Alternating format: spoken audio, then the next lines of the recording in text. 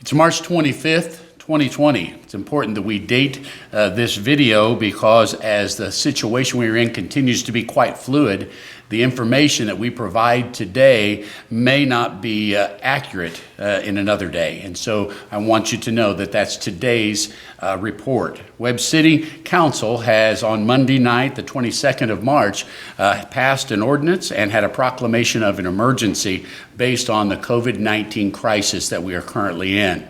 I want to take a minute and explain to you what that really means. It means that we now are in line with the state of Missouri and the proclamation of an emergency by our governor, which is consistent with that of the federal government. With that being said, it's not a very difficult one to explain to you, and it comes down in just these particulars. One, it expires on April the 6th. Unless it is extended by the federal, state, or health department officials. And with that said, it includes only some simple things like this. Social distancing, things that you've been hearing about for several different, in several different venues in several different ways. 6 feet of social distancing. Secondly, we would want you to have a 10-person barrier around yourselves. 10 people, 6 feet. Now that's not hard to memorize, it may be harder to do. I want to explain what that really means in practical terms. I've heard people use the word 10 and they can put 10 people in a crowded room thinking they have abided by the restriction. Those two must work together. You must have 10 people with 6 feet of spacing to be socially distanced. And a word of advice to our parents. That means that sleepovers among your teenage children would not be advisable. That means that children are to be kept separate from other children during this period of time. As hard as that might be, it is very important that we do. Now, we do know that children can be carriers, and we now know across the country that children and teenagers are also receiving this virus and they're getting sick. And so with those realities, we would ask you to please restrict those activities. Now this applies to, very simply, dine-in eating establishments, clubs and bars, fitness facilities, churches, schools. But before we get to the schools, I want to address our church community in Webb City. They've been fantastic. Very creative in having ways that their congregations can virtually meet together, and they're going to make a great impact, and I thank them for their cooperation with this. Our school system has done many good things and continues to do so, and with that I'm going to introduce our superintendent of schools, Tony Rossetti, for an update from the schools. Thank you, Mayor. Appreciate all you're doing throughout this crisis. A couple things to give you updates about is this week we've kicked off our first ever virtual Spirit Week. We've enjoyed seeing our students and community members get involved and hope to continue throughout the week to post pictures. Starting today, Wednesday, March 25th, personnel will be available from 9 to 1 p.m. to answer any phone calls at each of our buildings. However, the buildings still will be restricted access. You won't be allowed in. Someone can meet you at the door.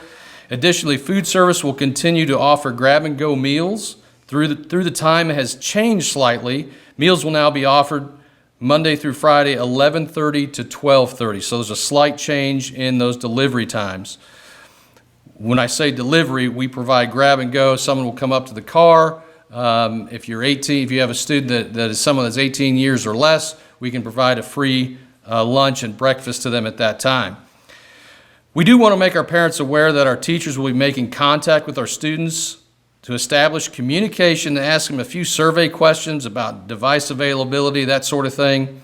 If you happen to receive a call from an unknown number, please know this may be your student's teacher trying to make contact. The district's been working on alternative method of instruction plans for the past 2 weeks. Our mission is to provide educational services to our parents and students, as well as food service accessibility. Though the mission may be simple, the delivery of those is rather complex. We plan to deploy supplemental educational services as early as Monday, March 30th. Though no plan is perfect, ours is ever evolving, and we want to be a resource to our students' continued learning. Included in our plans are recommendations for parents to self-select what is most appropriate for their child's education. These will not be mandates. These are suggestions of support that we can provide during this time of limited circumstances. It's our desire for the district to be a resource, not a burden in these difficult times. During our closure, however, please remember that all of our district facilities are closed. This includes all gymnasiums, playgrounds, fields, practice fields. However, in the event of severe weather, District FEMA shelter will be open as normal. These shelters, community shelters, are Harry S. Truman, Carterville, Madge T. James, and the high school dome. So when you go in there, we do ask you to maintain that distance of 6 feet. Our technology and public relations teams have been working diligently to provide communication services to you during this unprecedented time. There is now a sub-site on our district webpage specifically designed for this time of school that you can access information under www.wcr7.org COVID-19. It will pop up as soon as you go to our website, and you can access information about updates during this time. As well as we'll continue to push out information through Facebook, Twitter, and our Instagram. The safety and well-being of all of our staff and students remains our top priority. We must remain united in this support during this difficult time. This is a global challenge. We appreciate your patience and grace as we monitor the situation. And during this time of contact that we'll have with our parents and students, one of the things that we desire to get out of that is help us help you. In other words, we're going to be able to provide some perhaps resources or support, but we want to know what's working, what's not, what we can do to help you continue the learning in Webb City. And so that's our mission. We're going to continue forward with it. We're working hard and behind the scenes to try and make these things come alive, and we will roll out our plans as we move forward as early as Monday of next week. At this time, I'd like to introduce City Administrator Carl Francis. Thank you, Tony. On behalf of the city, we've been working real hard with the chamber and our community development coordinator, Aaron Turner, to develop some resources you can use as a small business owner, as employees who maybe have lost their jobs and businesses that are going through some tough times right now. You'll be getting those, I believe, on the video. But we encourage you to contact the Missouri Employer Hotline, U.S. Small Business Association. The Missouri Department of Labor has a very good website. Missouri Department of Economic Development, Small Business Technology Development Center out at Missouri Southern, and the Missouri Main Street Connection also has a very good website that can give you resources as a small business owner or as an employee here in town that maybe has been laid off or lost your job. I highly encourage you to contact, don't go there, but call or get on the websites. The Facebook pages of the Webb City Chamber, Webb City Events also has a very good website or Facebook page that can be utilized in this crisis. We realize people are looking for information. We're doing our best to try and provide those places where you can get that information. I've been in contact with numerous business owners. Everybody seems to be working real hard to try and maintain their business, but maintain it safely. We as a city have went around, didn't like doing it, but we had to do it. We felt it was a necessary step. We've closed all park playgrounds. More than 10 were gathering in some of the playgrounds, so we've taken the step to close those off and rope them off. The parks are still open. As a matter of fact, even the state of Missouri has announced that no fishing license are required. As everybody knows, we have a couple of good lakes in King Jack Park that are open to fishing now, even if you don't have a license. Staff reductions, we haven't reduced any staff here at the city, but we have separated them into teams. Like one will work half the week, the other will work the other half of the week. All offices are still open, all phones are still working. It's been interesting to watch business licenses being purchased through the drive-through window. That's a new one. But we've kind of just taken different steps to be creative and do things. And speaking of being creative, I've went to the department heads. I've requested that they be creative, think outside the box. What can we do to make this situation better and better for our citizens? They've taken several steps throughout that Don and Andy, Chief Roughton and Chief Melton will be explaining here in just a minute, but we've taken several steps, especially in the public safety area. I get a lot of questions about farmers market. Right now, the plan is for farmers market to continue to open.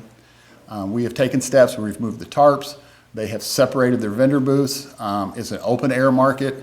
So, if you're going in a grocery store versus going into farmers market, as long as you maintain that safe social distance, I really don't see what the difference could be, and we are striving to make sure that people have good access at the farmer's market to healthy and nutritional foods. So we've made the decision thus far to keep the farmer's market open. With that, I'd like to introduce Chief Don Melton of the Police Department. Thank you, Carl.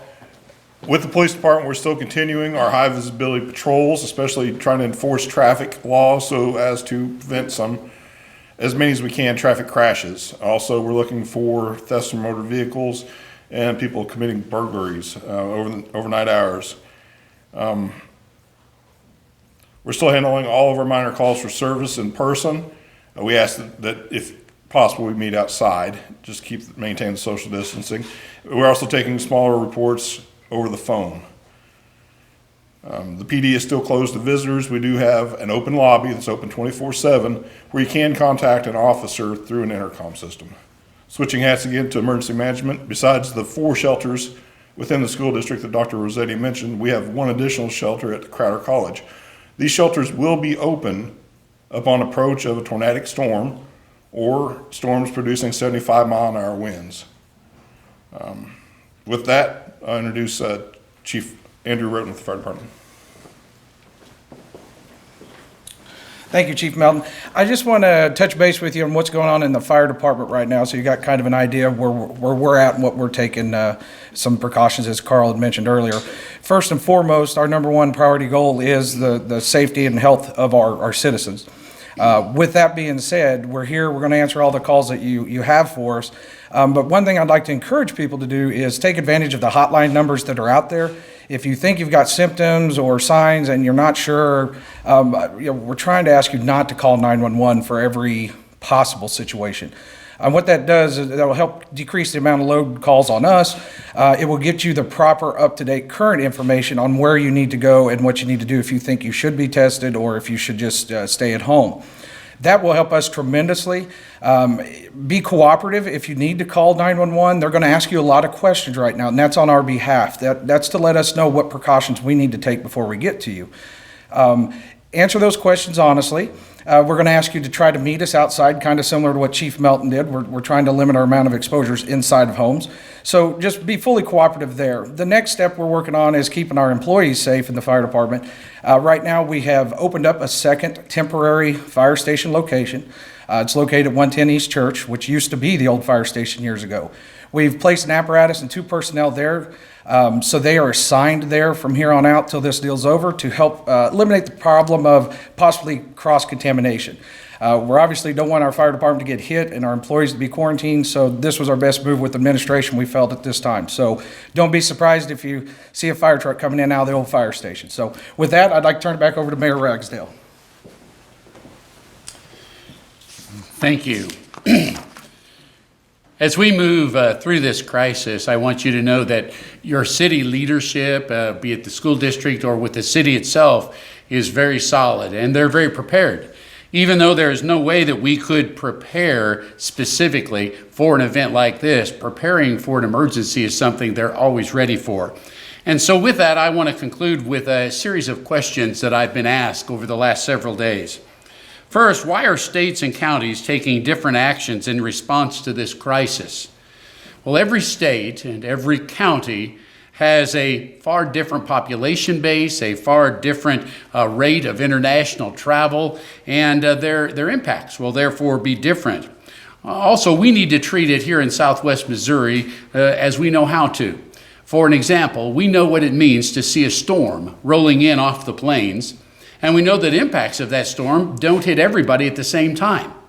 Well, that being said, there's also something I want you to be ready for, and that is in our major population bases to the east or to the west of us in major urban settings, they may, in fact, reduce the number of victims to this disease. At the same time, ours might go up simply because of that wave or that storm that comes in at different times. My advice is this: do not panic. That is to be expected, and this too will pass. We also know that our state and county may or may not do a more significant shutdown based on what other counties have done. At this time, we know nothing about that, and we would tell you if we did. And so please do not start rumors that that's going to happen here just because. Second question I received was this: why are we taking this so seriously if less people will get it, and when they do, it will be less impactful than the normal flu during this season? Well, first of all, the worldwide view has a different story on that. It is quite deadly. We're beginning to see that impact in major metropolitan areas like New York City and the state of New York. Secondly, this is a brand new virus with no proven treatment or vaccine as of yet. And third, we also know that it's at least 3 times more contagious than the normal flu. And so it is to be taken seriously. Now I like this final question. What happens if we get through this event and it was not as bad as some predict? Wouldn't we be guilty of overreaction? I have a simple answer. If that occurs, all of your leadership in this room will smile, thank God, and believe that we did a good job to protect all of you, our citizens. And that is our prayer, that it's not nearly as bad as what the dire predictions hold. Well, in conclusion, the President of the United States has provided a goal to aspire to when recently stating that he would like to see our country's great economic engine open and running by Easter. That's April 12th. Well, this is certainly a lofty goal, more than a promise to be marked on our calendars. Much of the success of achieving any goal even near that rests with us. I urge you to take personal responsibility and abide by the simple, albeit uncomfortable restrictions being placed upon you. Remember, 10 people, 6 feet, 15 days. It sounds simple until you get about in the middle of it. And so I leave you with this. God bless you. We continue to pray for you, and we covet your prayers as our citizens for us.